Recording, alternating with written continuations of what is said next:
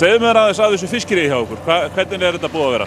Þetta bara skemmtilegt. Bara mokkfiskiri, örfárnet og ágætis tíð og já, mikið af loðnu og mikið af fiski.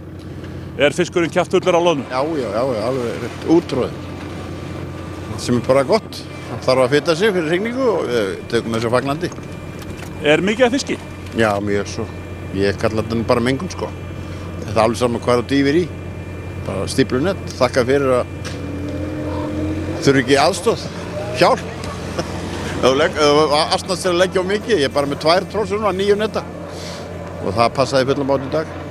Þetta búið að vera svona síðustu daga? Já, þetta er eiginlega bara búin að vera svona frá áramótum. Eiginlega bara mjög gott fiskiri sko. Ég er bara nýbyrjað, við vorum í breytingum aðeins á bátnum og við erum búin að taka 60 tonn núna bara nokkrum dögum. Hvernig svona dagurinn hjá okkur? Þið að fara út 6-7 á morgnana og hvernig þetta? Já, við leggjum yfirleitt seinni dags og komum svo út á morgnana að segja það. Þetta gengur í á stuttum tíma á nóttunni. Það er vel undir morgun svona. Já. Svo ef það er gott veður þá er þetta bara hrein súr og koma sér í land. Þið eru bara 2 á, þetta hlýtur að vera gríðarleg vinna. Já, þetta er bara þrældómur í raun og veru sko. Við erum vanir, þekkjum ekkert annað. En hvað gerir þið núna? Nú það er allt fullt af fiski og það er öll hús orðið fullt af fiski. Hvað þurfum við núna bara að taka pásu? Já, nú tökum við bara helgafrí.